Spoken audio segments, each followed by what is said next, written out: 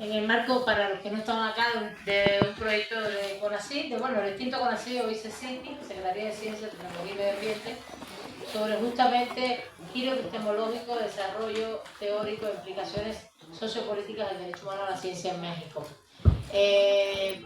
Vamos a continuar. En este caso, esta mesa, tenemos algunos temas específicos ya sobre los derechos humanos vinculados a los diferentes saberes, específicamente vinculado a pueblos indígenas, pero también derechos sexuales y reproductivos. Ahí cambiamos un poquito porque la compañera María Sujei no pudo venir. Como en todas las universidades, y hay que también decirlo, estamos luchando contra problemas que existen en las universidades, verticalismos, autoritarismo, pero sobre todo patriarcalismos. Y se recuerden que el viernes pasado hubo un problema acá en San Lorenzo de Sonco, ¿se acuerdan? Con una compañera nuestra, de ustedes, también estudiantes. Esa misma hora estaba habiendo un problema con una compañera también en San Luis Potosí, en la Facultad de Derecho.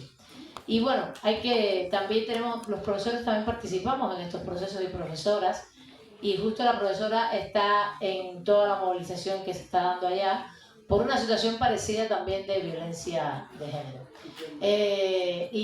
Justo lo comento porque acá también el viernes pasado en el plan de San Lorenzo de Sonco tuvimos no la misma situación, pero también acciones contra una compañera, un estudiante, por parte de su pareja, muy fuertes. Y bueno, la universidad se está moviendo en ese sentido, aunque sí tenemos instancias, a diferencia en este caso de lo que pasó en San Luis, acá la Defensoría de Derechos Universitarios, algunas instancias se salieron a hacer sus acciones como deben ser, pero no obstante siempre hay que estar atentos y hay que estar luchando en estos aspectos. Por eso la compañera Sujei no viene, que hoy está incluso coordinando la maestría que les comenté. Entonces, pero acá está Lulú, María Lourdes, que ahorita yo la presento, que nos va a dialogar un poco de los temas también que ya trabaja sobre derechos sexuales y reproductivos. Entonces empezamos con Filiberto Eduardo Manrique Molina. También Filiberto está en la UABC, en la Autónoma de Baja California, UABC, Universidad Autónoma de Baja California, en el campus de Tecate, y va a hablar sobre el derecho de los pueblos indígenas a construir ciencia para el desarrollo. Muchas gracias, Filiberto, y demos un aplauso a los compañeros que también han hecho el esfuerzo de venir hasta acá, hasta la Ciudad de México, a pesar de los trancones, que anoche no sabíamos si íbamos a poder llegar, pero ahí estamos. Muchas gracias. Es un gusto, un placer estar con ustedes en esta sesión del día de hoy, especialmente pues tratando este tema tan importante, tan relevante. Yo soy vecino de ustedes, soy nacido en Cuernavaca, Morelos, y pues ahí crecí, desarrollé pues básicamente toda mi vida, hasta que pues me tuve que ir a la frontera, especialmente pues la migración por el trabajo, las cuestiones económicas, ¿no? Pero muy feliz de estar aquí de nueva cuenta en la Ciudad de México, en esta bella universidad que ya cuenta con 18 años de trayectoria, una universidad importante, y que también en este proyecto de investigación participan colegas como es la doctora Milay Burgos, y de parte de la Universidad Autónoma de San Luis Potosí, pues también quienes han estado con nosotros, el doctor Alejandro Rosillo, Manuel Alejandro, están mis compañeros Mauricio Iván Vargas, un conjunto de personas muy interesadas precisamente en este tema, que bien vale la pena porque, pues fíjense qué bonito se llama, incluso hasta el foro tiene la denominación Derechos Humanos y Pluralidad de Saberes, ¿no? Tiene la denominación, tan fuerte es y tan trascendente. Y entonces cuando a mí me invitan a participar en este foro, pues lo primero que me planteé era precisamente pues desde esa pluralidad de saberes, especialmente de los saberes de nuestras comunidades indígenas, de esos conocimientos ancestrales, y que también, digo, no tampoco tan ancestrales, ¿no? Me imagino que se van de la época de Tenochtitlán, ¿no? No, tampoco, yo creo que también los conocimientos populares entran dentro precisamente de estos diálogos de saberes tan hermosos y tan valiosos precisamente para nosotros, y especialmente en estos tiempos en que pues hablamos precisamente de los derechos humanos. Entonces, cuando se me plantean la posibilidad de participar, que para mí pues es un gran honor estar aquí en esta universidad y ante su presencia, Pues bueno, lo titulé Los derechos de los pueblos indígenas a construir ciencia para el desarrollo. Y entonces, fíjense que voy a la primera diapositiva. Fíjense que es cierto, no hay un monopolio de la ciencia. No existe un monopolio exclusivamente que sean, entre comillas, los científicos, especialmente las personas que están en la universidad, como lo comentaron precisamente mis compañeros de la mesa, sino que al contrario, existe una pluralidad de conocimientos que son muy valiosos. Y en esto yo considero que tenemos que hablar de una triple titularidad, porque cuando nos comentaban nuestros compañeros de que este es un derecho humano a la ciencia, pues ya se eleva precisamente a un rango de ser un derecho humano el aspecto científico. Y no solamente de la investigación, de su publicación de los resultados, sino también de los beneficios precisamente que nos trae la ciencia para todos nosotros, ¿no? Entonces, aquí hay una triple titularidad, y especialmente si es cierto cuando lo enfocamos precisamente a los pueblos indígenas, pues sabemos que ellos son los titulares de esos derechos, especialmente de esos conocimientos que son ancestrales, de que no solamente se han dado de una generación, sino que es conocimiento que precisamente se ha dado de generación en generación y ha llegado hasta nuestros días. Lo comentó muy bien el doctor Alejandro Rosillo cuando nos decía, pues es que este conocimiento pues no es lo acabo de crear, ¿no? Inmediatamente, espontáneamente, sino es un proceso, ¿no? Es un proceso que es precisamente a través incluso de un método también científico de nuestras comunidades que precisamente han ido desarrollando, han observado, lo han ido mejorando inclusive, ¿no? Entonces, pues bueno, se trata de una titularidad de los pueblos que han desarrollado su conocimiento y de los cuales ellos también tienen derechos sobre ese conocimiento, ¿no? Y nos lo han compartido.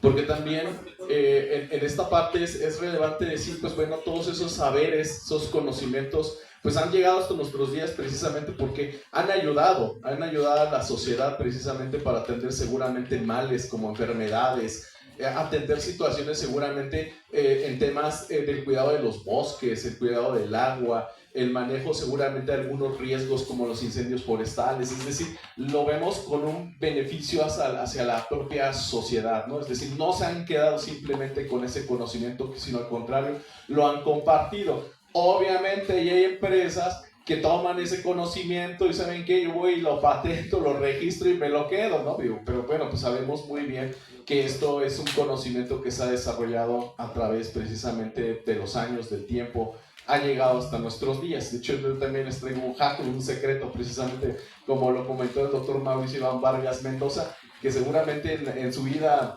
a La Paz, Bolivia, a él también le compartieron un tecito de coca para el mal del soroche, o no sé si tú tomaste una hierbita, pues porque es parte del conocimiento y del saber ancestral, ¿no? Bueno, entonces se ha compartido, ¿no? Ellos no se lo han guardado simplemente para ellos. Entonces, ellos son los titulares de este importante derecho porque lo han ido perfeccionando, lo han ido mejorando, lo han ido compartiendo, ¿no? Entonces no podríamos aprovecharnos.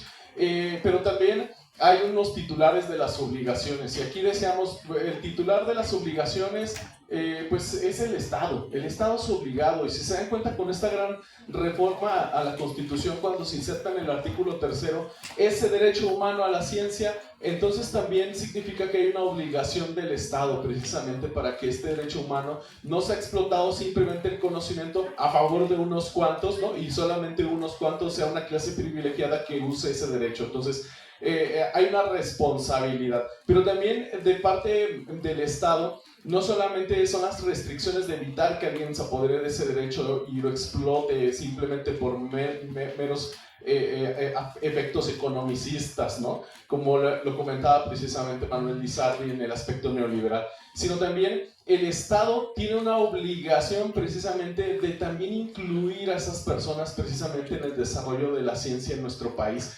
Ese conocimiento que lamentablemente ha sido menospreciado por épocas neoliberales, por ese Estado neoliberal, y que también tenemos que ser honestos, también porque la ciencia no la vendieron precisamente con ese aspecto de tipo formal, ¿no? De un procedimiento que ya por ahí nos había ilustrado muy bien el doctor Mauricio Iván Vargas, y nos decía, es que seguramente, pues bueno, desde Descartes, hay unos inclusive que nos hablan de que desde la época de Galileo Galilei, el primer científico, después Francis Bacon y también Descartes, David Hume, esto pues obviamente pues son temas occidentales, ¿no? Son ciencia de tipo occidental, método científico, que a nosotros nos los enseñaron seguramente en la secundaria, en la preparatoria, y nos lo siguen replicando también en la universidad. Pues déjenme decirles que ese no solamente pues son el método del paso, los pasos del método científico, los únicos que existen precisamente en nuestros mundos, ¿no?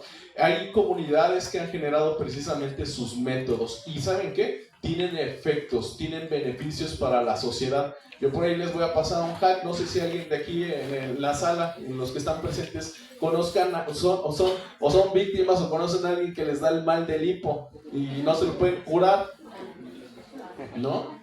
Y unos dicen, es que te tienen que espantar. Por allá no sé si les ha dado arriba el mal del hipo.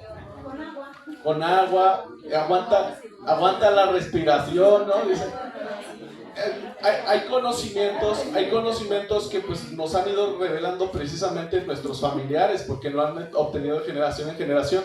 Yo, por ejemplo, les voy a dar el hack para eliminar el problema del hipo. Cuando ven que una persona se para de cabeza, lo asustan, no le sirve. Mi abuela me lo compartió precisamente por ello. Ella me decía, 2 cucharadas soperas de jugo de limón y se acaba el problema. Y sí es cierto, o sea, se corta, no vuelves obviamente hasta que te vuelvas a atorar seguramente en el diafragma, ¿no?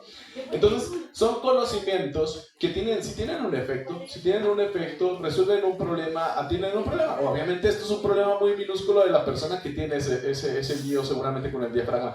Entonces, hay una obligación del Estado con esta reforma al artículo 3º, pero también hay algo muy importante con el reconocimiento también de lo que han hecho las comunidades indígenas, especialmente en el artículo 2 de la Constitución, también en los temas de educación, porque también no podemos hablar simplemente hablar de ciencia sin hablar de educación. Hay muchos conocimientos que se están perdiendo también dentro de nuestras comunidades, dentro de las localidades precisamente de estas comunidades originarias, que tristemente, porque también una educación de tipo, pues podemos decir, centralista, de la cual menosprecia esos conocimientos que son valiosos para todos nosotros, triste y lamentablemente se han ido perdiendo, incluso al grado de perder precisamente aspectos importantes y relevantes como es la lengua, ¿no? De cómo ellos crean precisamente la ciencia a través de su lengua, de su cosmovisión y precisamente de sus métodos. Por prestar atención el Estado en ello, se están perdiendo lamentablemente, ¿no? Entonces, ¿esto qué quiere decir? Que el Estado también tiene la obligación precisamente de permitir que las comunidades participen también en el desarrollo de la ciencia, que dentro de esos métodos también ellos participen, y también en cuanto a los problemas, porque también es algo muy importante y relevante, que es importante para las comunidades investigar, ¿no? Entonces, aquí el Estado tiene una obligación, entonces se va a convertir en un titular de las obligaciones. Las obligaciones son importantes, pues como lo comentaba el doctor Alejandro Rosillo, no solamente se habla respecto de los derechos humanos en cuanto a los derechos civiles y políticos, en el que la obligación del Estado era no intervenir las restricciones al Estado, sino como se trata también de un derecho económico, social, ¿no? Cultural, el derecho humano a la ciencia, también hay unas obligaciones de prestación del Estado, ¿no? Y esto es permitirle precisamente a la participación de nuestras comunidades originarias, indígenas y los saberes populares, pues participar en el desarrollo. Y entonces estamos ante un rompimiento, podríamos decirlo, un rompimiento de ese monopolio que por muchos años también teníamos celosamente aquí en las universidades, en que solamente la ciencia sale de los científicos de las universidades y menospreciamos lo otro. Ahora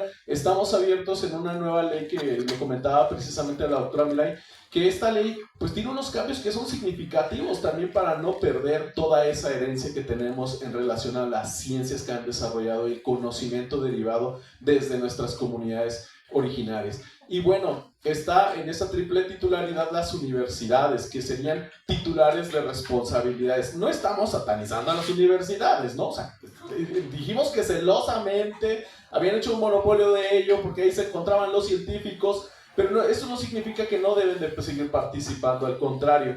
Este es un diálogo, ¿no? Este es un diálogo, eso es una pluralidad de los saberes. Y entonces en ello también tenemos que participar estudiantes, profesores, académicos, científicos, los SNIs, precisamente ¿por qué? Porque necesitamos atender a través de la ciencia, de la observación de nuestro mundo, atender los problemas más relevantes que tenemos hoy en día. Y en nuestro país, sin lugar a dudas, hay muchos problemas que tenemos que atender, y la respuesta no es únicamente de ese saber que teníamos en las universidades, sino también es una respuesta que debemos de ir a escuchar a nuestras comunidades, especialmente a nuestras comunidades originarias. Pero si se dan cuenta, en este foro, y especialmente con este proyecto de investigación que lidera el doctor Alejandro Rosillo, que es el derecho humano a la ciencia, con esto se logra alcanzar precisamente y cumplir con una de las funciones de los titulares de responsabilidades. ¿Por qué? Porque es a través de estos foros,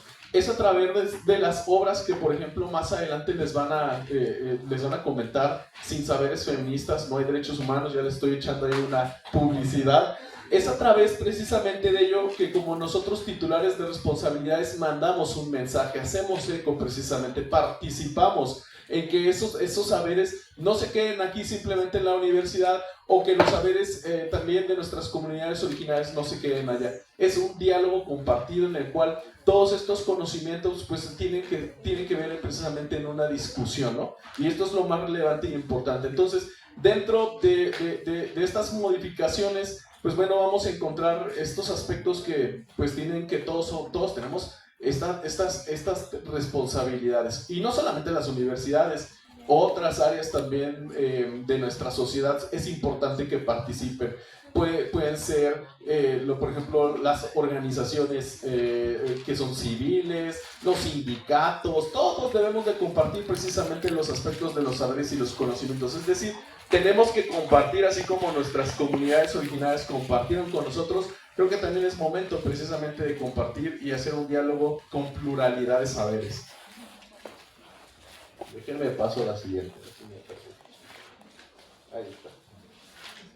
Cuando le pregunté a la inteligencia artificial, ya saben que mucho no saca muchas cosas ya de la inteligencia artificial, ¿no? Como digo, oye, dibújame una imagen de ciencia. Y saben lo primero, la inteligencia inmediatamente con sus sesgos, ¿no?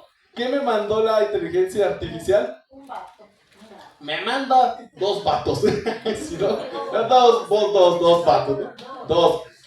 Y me los mandan uno en un laboratorio, ¿no? Obviamente el pensamiento occidental, o en un laboratorio con sus matraces seguramente, o microscopios, ¿no?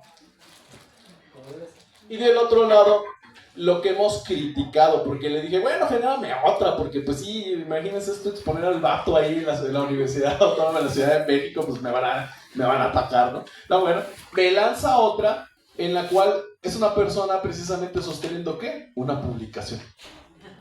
Y me manda, y ahí está el concepto precisamente de estas inteligencias, pero realmente es lo que ha imperado, es la idea que ha imperado, y deseamos nosotros, obviamente no es mala, pero sí es una idea muy reducida, porque la pluralidad de saberes no solamente corresponde precisamente a las científicas y científicos de este país, sin su trabajo, que sí es cierto, no los estamos tampoco atacando, desde los laboratorios, desde sus experimentaciones, que también tienen una importante labor. Por ejemplo, seguramente las personas aquí, los académicos que me acompañan desde sus cubículos escribiendo también, seguramente compartiendo obviamente las ideas que surgen de estos foros, de compartir precisamente con público como ustedes. Entonces, claro, no, tenemos un espacio, pero este espacio no es el único. Este es el espacio realmente en el cual nosotros encuadramos precisamente el que eso era ciencia. Y aquí vamos a tener, pues, otros conocimientos científicos, ¿no? Decíamos con mucha más claridad que conocimientos científicos que no solamente salen del laboratorio, sino salen de los territorios. Y eso es algo muy importante, de las localidades, de nuestros pueblos precisamente, ¿no? Y ahí tenemos, yo les comento, yo soy de Cuernavaca, Morelos, y allá pues también se siembra mucho maíz, especialmente pues en las épocas de agua. Y nuestras comunidades sabían, por ejemplo, con claridad cuando era la época del arado, del barbecho, de la tierra, del sembrado precisamente, incluso de nuestras semillas, porque eso también era conocido. No crean que cualquier semilla uno va y bota la semilla y ya le sale el maíz.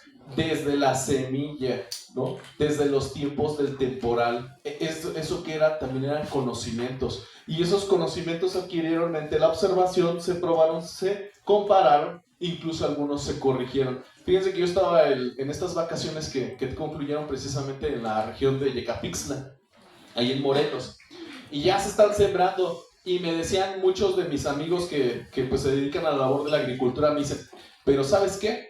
Ya se tardó.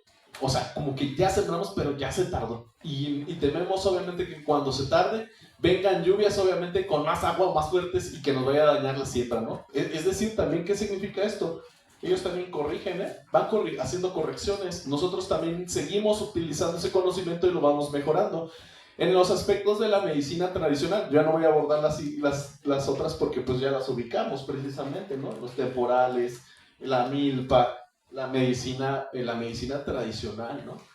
Yo estuve radicando 2 años ahí en la hermana República de Colombia, y ella me dio un mal en la espalda, un mal que pues solamente me lo curaba con pomadas precisamente de coca y de un árbol que ahorita no recuerdo del nombre, ¿no? Pero precisamente, fíjense, con esos saberes también yo iba y me curaba, y me masajeaban y me calentaban la espalda, y ¿qué creen? Estaba como nuevo, obviamente, ¿no? Es el conocimiento, porque de estos saberes ancestrales no solamente es México, ¿no? Pues todos los pueblos del mundo son los que enriquecen precisamente esto, y bien vale la pena precisamente nosotros retomarlos. Hoy en la mañana yo estaba revisando las noticias, y por ejemplo, ya la marihuana, uno especialmente en Bogotá, en Colombia, ya puede ir a la farmacia y comprar la flor de la marihuana, precisamente mediante uso medicinal. ¿Por qué? Porque también es conocimiento que se tiene, que se utilizan este tipo de hierbas para combatir precisamente enfermedades.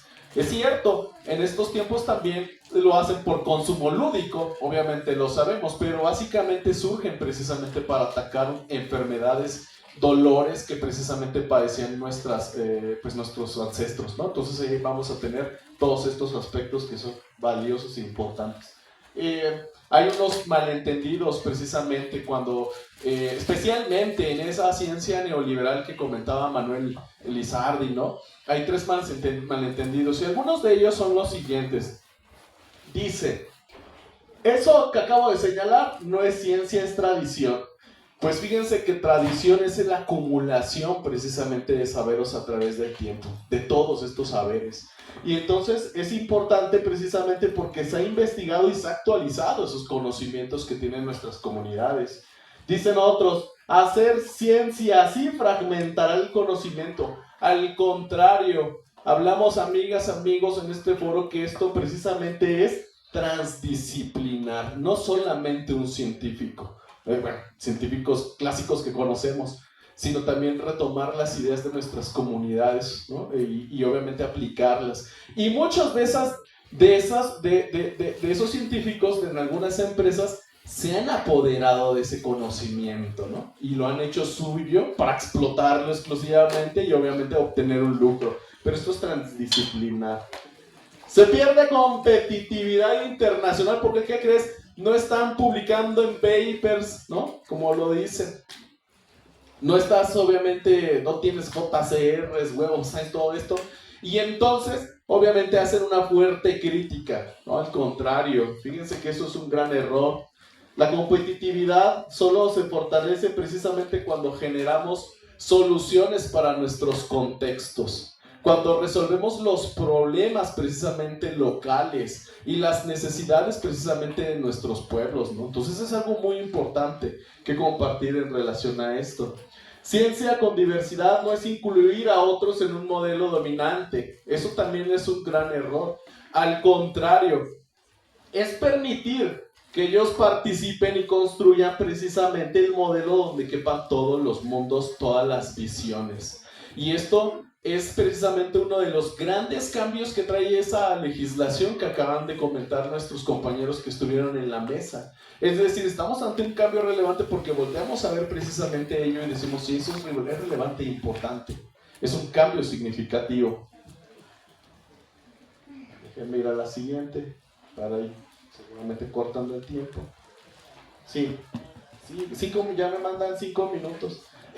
Bueno, nada más comentarles, hay un marco de derechos y esto significa que, como lo comentaba el doctor Alejandro Rosillo, desde la Declaración Universal de los Derechos Humanos de 1948, especialmente los artículos 26, 27, en el Pacto Internacional de Derechos Civiles, Económicos, Sociales y Culturales, en el artículo 15, en las observaciones que ha hecho el convenio 169, también se habla de la educación y la cooperación de estas comunidades.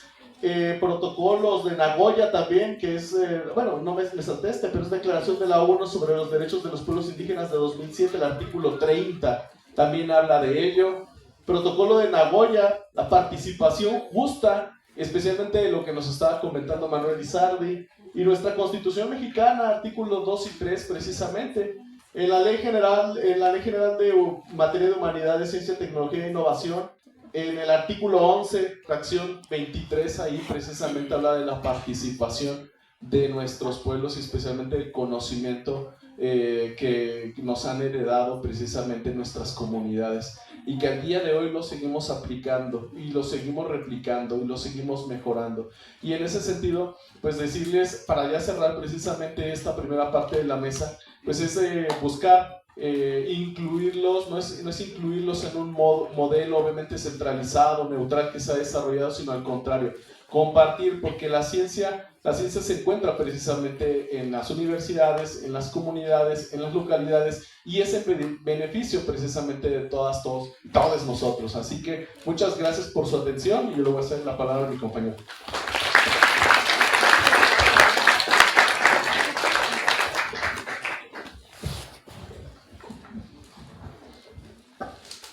Muchas gracias, Gilberto.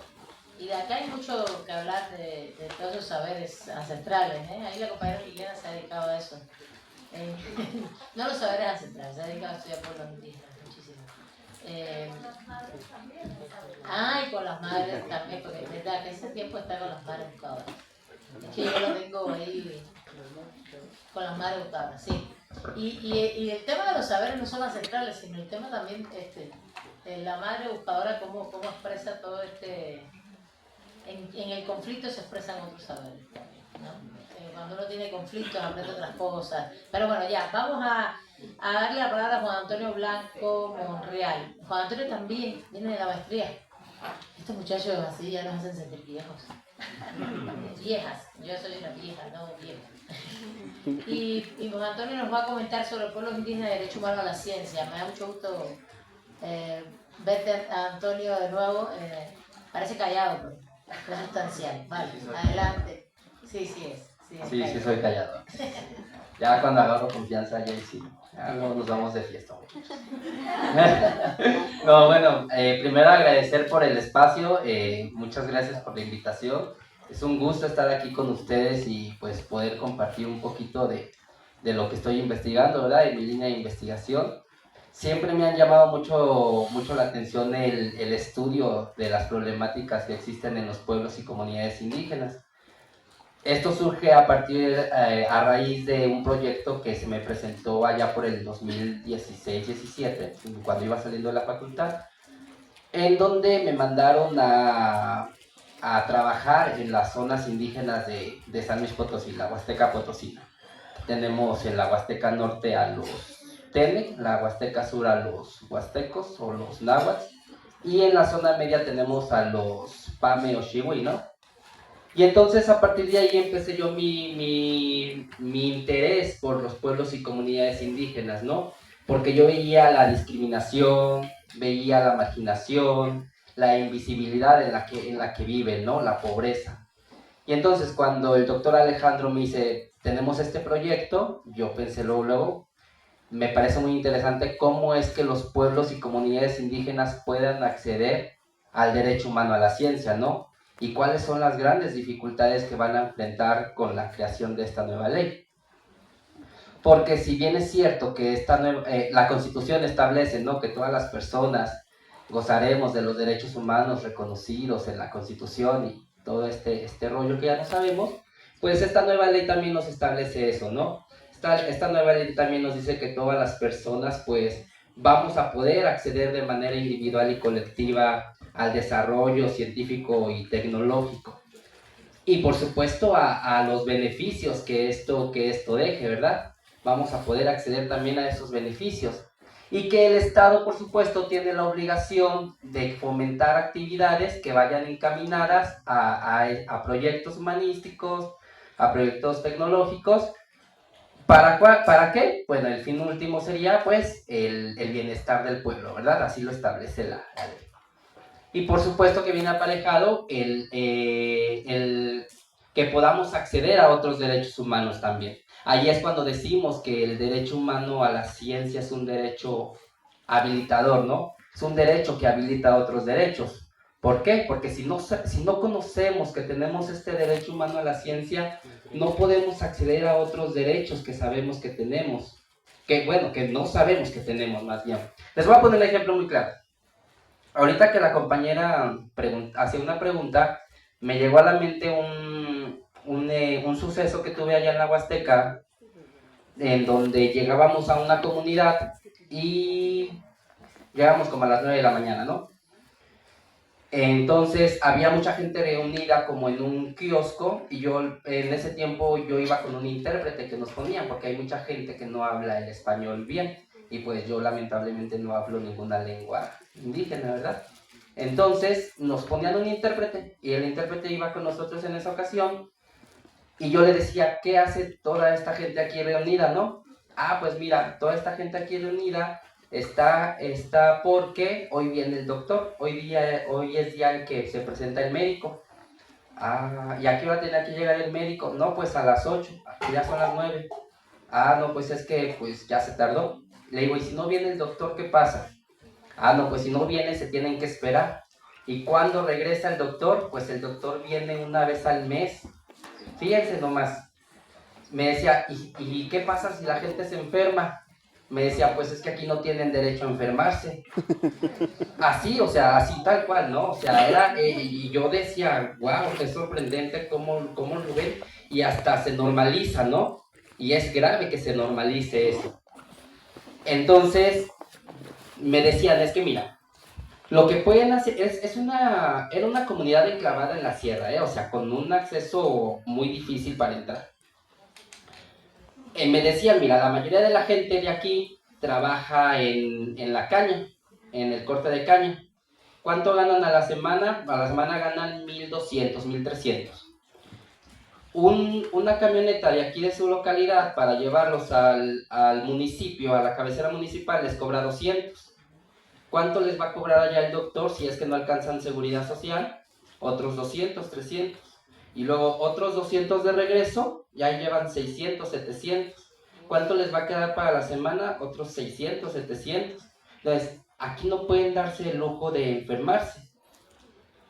Y luego más adelante, cuando vino lo de la pandemia, lo del COVID, yo decía, bueno, me recordaba esas personas. Y yo decía, si estas personas se enferman de COVID, ¿sabrán que ya existe una vacuna para combatir esa enfermedad?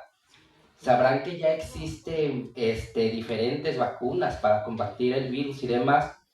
Yo decía, pues está bien complicado, ¿no? Porque entonces, ¿dónde queda ese derecho humano a la ciencia? A saber que existen esos métodos para combatir esas enfermedades que nos hacen poder acceder a otros derechos humanos, como el derecho humano a la salud. ¿Sí me explico? Bueno, y así varios ejemplos, ¿no?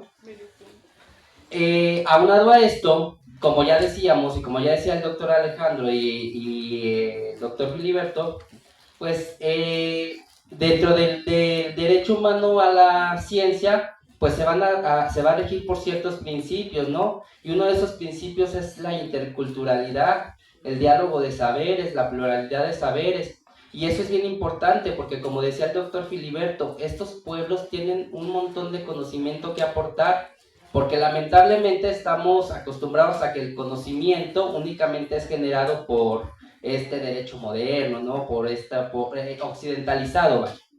Y que los conocimientos ancestrales, los conocimientos de los pueblos indígenas, pues no funcionan, ¿verdad? No sirven, porque a lo mejor funcionan de distinta forma, pero por supuesto que esa interculturalidad debe de ser válida, debe de ser suficiente para aportar y para que se haga, para que se enriquezca mucho más este derecho humano, ¿verdad? Y entonces, quiero hablarles de algunos retos que enfrentan los pueblos y comunidades indígenas en cuanto al acceso a este derecho humano a la ciencia. Uno de los grandes retos, y se establece en esta ley general, es que todas las personas podamos acceder por medios digitales, pues a la información pública, ¿verdad? Y entonces, hay comunidades, hay localidades, en ese tiempo que yo iba, que ni siquiera hay acceso a internet. ¿Cómo pretendemos entonces que puedan acceder por medios digitales a esta información, verdad? También en algún momento me tocó ir a alguna comunidad de Santa Catarina, se llama el municipio, que es uno de los municipios más empobrecidos de San Luis Potosí. Y por lo único que se podían comunicar era en la presidencia municipal, que era donde había banda ancha, donde había internet, pero no había señal de celulares. Y creo que eso es uno de los grandes retos que se va a enfrentar los pueblos originarios y el Estado, por supuesto, porque es obligación del Estado. Es obligación del Estado que mediante las políticas públicas esto se pueda resolver. Pero mientras tanto, pues ahí está la problemática, ¿no?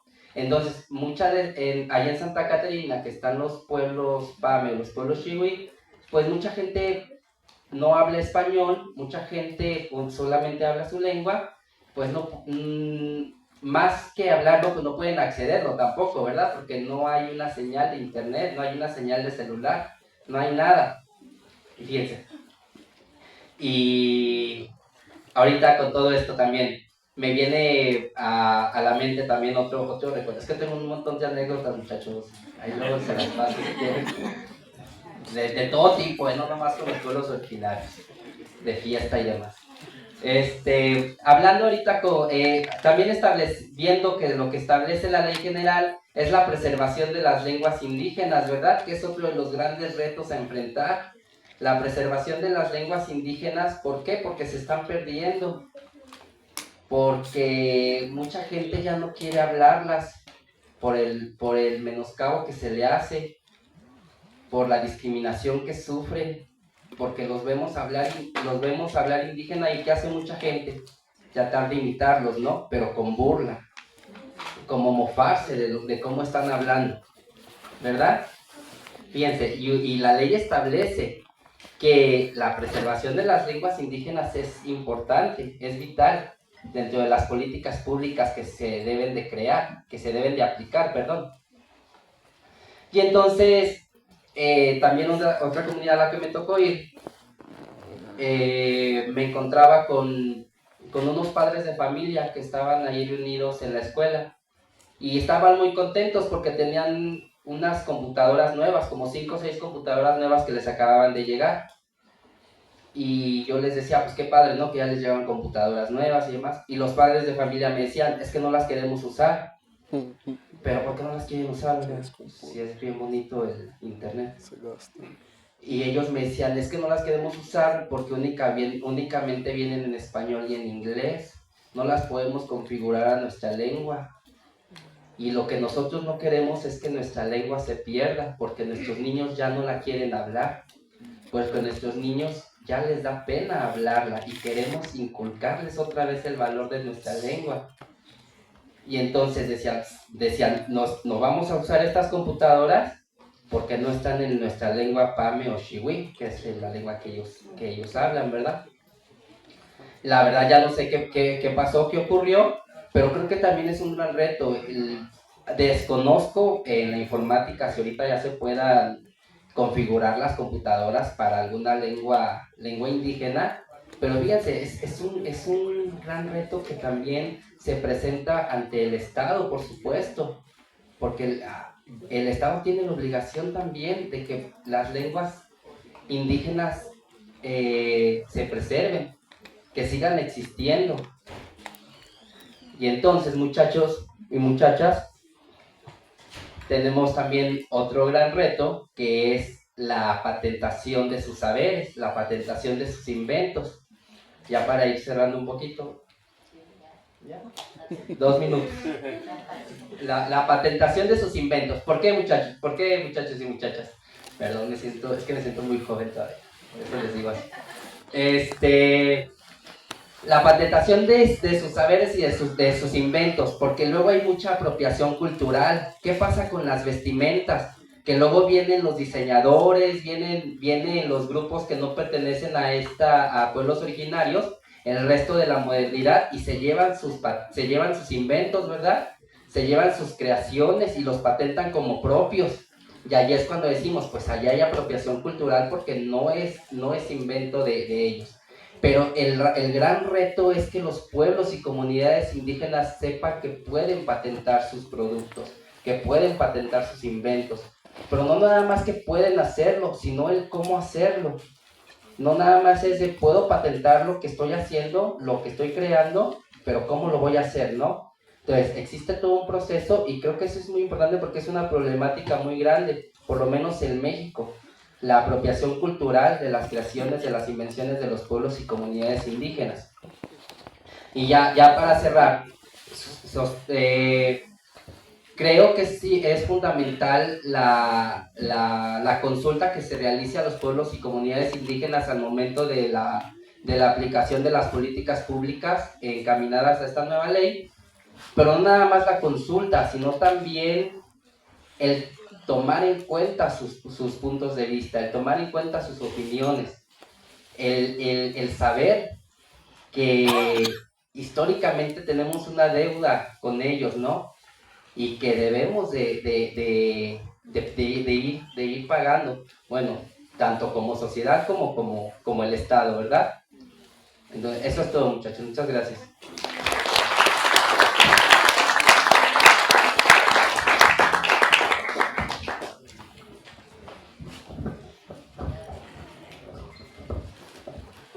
Bueno, para cerrar esta mesa me da mucho gusto presentarles a María Lourdes Alejandra Miranda Herrera, alias Lulú. Ya, más sencillo. Lulú, les comenté que la compañera Sujei no había podido venir, pero Lulú nos va a hablar de justamente los temas fundamentales que ella trabaja.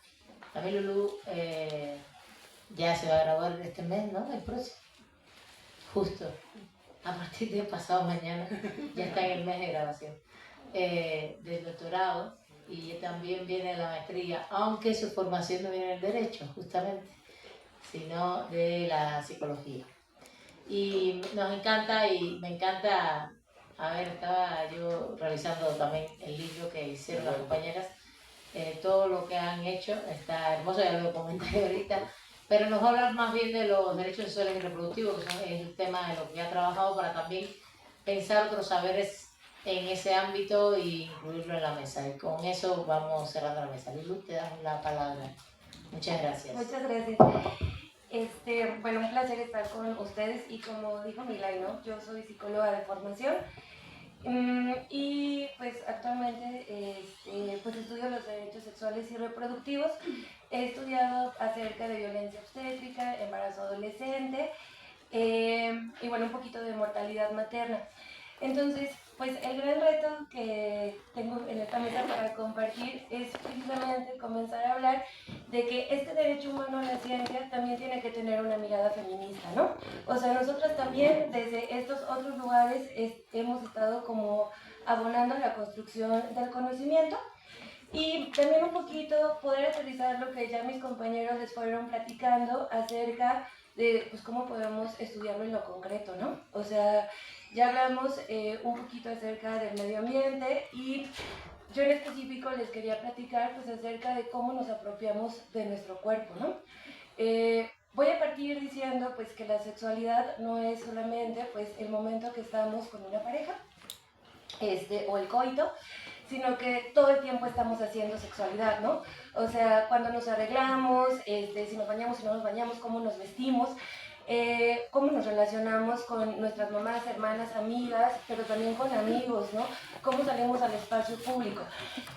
Cuando yo estoy dando clases en licenciatura, algo que les digo es que tan está ahí que pensamos cómo nos vamos a vestir para utilizar el transporte público, ¿no? O sea, en las mañanas cuando nos vamos a arreglar, pues decidimos si nos vamos a poner vestido, falda, pantalón, zapato cómodo o no, si traemos mochila o no, y todo el tiempo estamos ahí insertos, ¿no? Entonces, yo les traía una pregunta que espero que a lo largo de lo que yo les estoy platicando vayamos tejiendo, no hay una respuesta cerrada, pero sí creo que es importante preguntarnos cuando hablamos de estos derechos sexuales y reproductivos, pensar qué se queda fuera, ¿no? O sea, qué conocimiento se queda fuera, qué conocimiento sí es validado, qué conocimiento está reconocido por las instituciones, o sea, que cuando, por ejemplo, queremos atención en salud podemos exigirlo y que no, pero también pensar qué pasa con nuestros cuerpos, ¿no? O sea, cómo son leídos nuestros cuerpos dentro de estas instituciones y no solamente pensando en las instituciones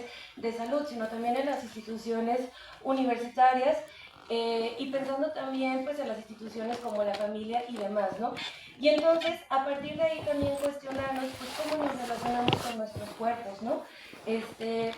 Y una premisa que tengo para esto es pensar que no es una manera neutra, ¿no? O sea, la manera en cómo nos fueron educando culturalmente, religiosamente y demás, sí o sí va a afectar la manera en cómo nosotros nos vamos a relacionar y también cómo vamos a poder exigir nuestros derechos, ¿no? Entonces, bueno, un poquito retomando lo que ya habíamos platicado con los compañeros, pues este derecho humano a la ciencia es reconocido en la Ley General en materia de humanidades, ciencia y tecnología, y a términos sencillos o parafraseando, significa que las personas deben tener la posibilidad no solo de acceder a los conocimientos y avances científicos, ¿no? Que era lo que platicaba Antonio y Philip, sino también participar en la producción y pues beneficiarse de este conocimiento. Un poco en la mesa anterior, pues Alejandro, Mauricio y Manuel les platicaban que pues también tendríamos que pensar quién produce este conocimiento, ¿no? Y para qué se produce. Y pues algo que sabemos históricamente pues es que las mujeres no estuvimos en esa producción de conocimiento, ¿no? Y las que han llegado pues son mujeres obviamente blancas de una clase socioeconómica y pues queremos o no simplemente estar en este apartado o en esta mesa pues ya tenemos ciertos privilegios que la mayoría no los tiene, ¿no? Y que el otro gran resto de las mujeres pues han sido objetos de conocimiento, ¿no? Y de intervención de nuestras políticas públicas. Entonces, pues tendríamos que hablar de tres dimensiones, ¿no? ¿Cómo accedemos a la información científica y veraz? ¿Cómo reconocemos y valoramos las epistemologías que se están produciendo por las mujeres? Y pues cómo estas mujeres, y pues lo voy a ampliar también, disidencias, pues están ahí, ¿no? O sea, para aportar. En el caso específico de lo que yo les vengo a platicar, que son precisamente estos derechos sexuales y reproductivos, la disputa siempre ha estado pues en el plano de los feminismos, ¿no? O sea, que ustedes hoy en día pueden salir a la calle y se puedan besar con quien quieran, pues es gracias a una lucha histórica, ¿no? Del movimiento LGBT y Q+, pero también de las mujeres, o sea, que puedan decidir si quieren estar embarazadas, no quieren estar embarazadas, quieren maternar, también ha sido una disputa política, ¿no? Y algo bien interesante es que también tendríamos que hacer un recorrido acerca de qué se ha reconocido la norma, ¿no? De repente, cuando comenzamos a platicar de estos temas o cuando se habla de autonomía reproductiva, que ahorita el tema está muy en boga, y aquí voy a hacer como un paréntesis, ¿no? De repente se da por hecho que todas las mujeres tienen derecho a decidir o personas con capacidad de gestar, pero simplemente en el estado de donde yo vengo, pues apenas el año pasado tuvimos la despenalización, ¿no? Hasta las 12 semanas, y sigue habiendo causales en donde después de las 12 semanas pues las mujeres pueden ser criminalizadas cuando deciden decidir sobre su cuerpo. Y entonces pues ahí comienza esta disputa de qué es lo que se reconoce en la norma y si ese reconocimiento pues al final de cuentas logra tocar nuestras realidades. Pues parte de esto pues ha sido como este recorrido histórico pues a partir del Pacto Internacional de los Derechos Económicos, Sociales y Culturales, la Conferencia Internacional sobre la Población y el Desarrollo, el Cairo, y pues obviamente la Conferencia Mundial de Beijing. Y algo bien interesante es de este reconocimiento es que se comienza a hablar primero de una salud materna, ¿no? Y esto es bien importante porque si se reconoce la salud materna, estamos diciendo que todas las mujeres van a maternar y que la salud reproductiva y sexual de estas mujeres y estas disidencias pues está encasillada como a los procesos de maternaje, ¿no? Y se dejó de lado toda la parte del bienestar, pero también hay que hablar que a partir del Cairo comienza a ver como estas movilizaciones específicamente de mujeres afrodescendientes donde decían, bueno, es que nosotras no maternamos en la nada, ¿no? Nosotros también necesitamos otro tipo de derechos para poder maternar y para poder decidir sobre nuestro cuerpo. No es suficiente con que tengamos acceso a métodos anticonceptivos si, por ejemplo, no tenemos derecho al agua. O sea, y entonces comenzamos a hablar como de esta interdependencia. Y algo que es bien interesante es qué pasa con el modelo de la ciencia, ¿no?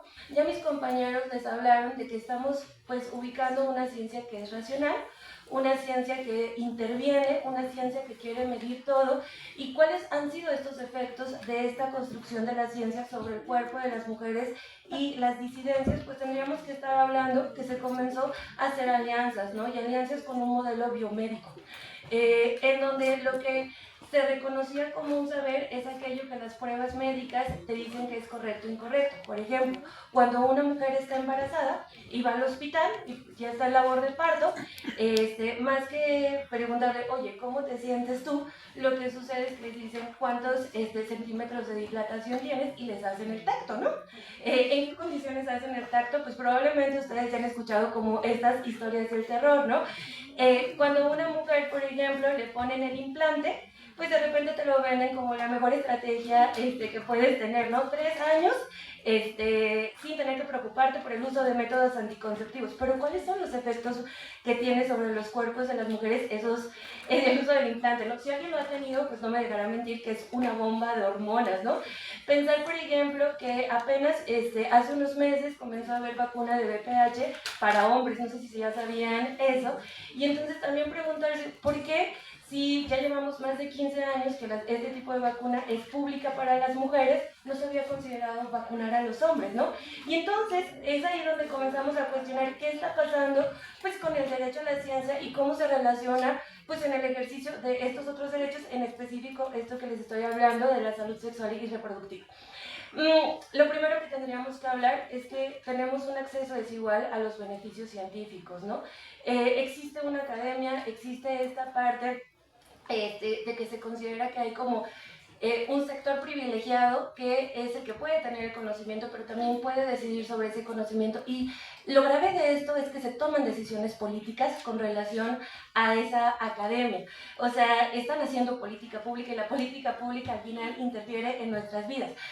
Pensemos, por ejemplo, en las estrategias de control poblacional que hemos tenido en México, ¿no? En donde pues hay miles de denuncias y pueden ahí checar las recomendaciones de la CNDH acerca de la anticoncepción forzada, ¿no? Donde a las mujeres no se les explicaba qué tipo de intervención iban a tener. Y entonces también encontramos pues una ciencia sin participación, o sea, una ciencia en donde no se nos pregunta qué necesitamos, una ciencia en donde se nos sigue considerando como sujetos, como objetos de conocimientos, y pues obviamente esto merma la autonomía, ¿no? Comenzar a hacer como esta genealogía de los derechos sexuales y reproductivos también nos permite cuestionarnos quién fue quien habló y qué se quedó afuera. ¿Estamos todos reconocidos ahí adentro? O de repente suena bien bonita la norma, pero hay poblaciones que quedaron por fuera, ¿no? O sea, podríamos hablar también, por ejemplo, de la categoría mujer, ¿no? Y precisamente en relación con esto, pues las feministas, desde sus aportes coloniales, pues nos han dicho que pues obviamente en esta categoría de mujer pues no estamos todas representadas, ¿no? Que tendríamos que hablar desde una mirada interseccional en donde se reconozca pues el género, la clase, la raza, la edad, territorio y también la identidad, ¿no?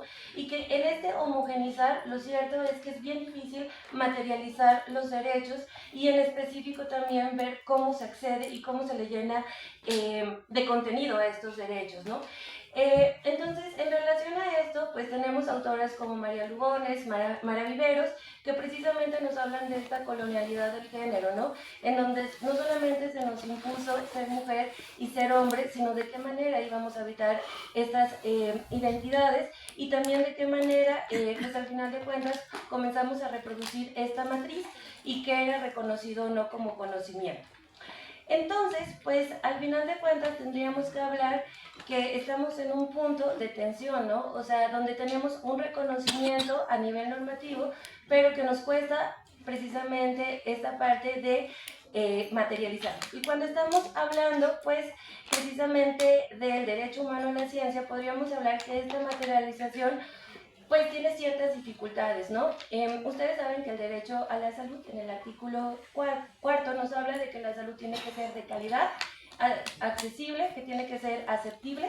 Y entonces, en relación a eso, pues obviamente que la agenda científica pues ha marcado qué es la calidad. Y en esta calidad hay una tecnificación. O sea, cuando las mujeres, por ejemplo, acuden a los servicios, en muchas ocasiones se mide el síntoma, pero no se le reconoce qué es lo que ella sabe acerca de su cuerpo, qué conocimientos pues tiene y cómo ellas están viviendo la experiencia, ¿no? Y tenemos historias de terror, ¿no? O sea, platicando un poquito acerca, por ejemplo, de esta parte de la violencia obstétrica, pues podríamos hablar de mujeres que paren fuera de las instituciones de salud precisamente porque no se les reconoce cómo ellas se están sintiendo. Pero también podríamos tener adolescentes embarazadas en donde se les infantiliza, ¿no? O sea, en donde no se les toma en cuenta, por ejemplo, para tomar decisiones acerca de su cuerpo. Y simplemente pensar, por ejemplo, que todos los que estamos aquí nacimos sin un proyecto se me fue el término, para parir, ¿no? O sea, nuestras mamás no decidieron cómo querían parir.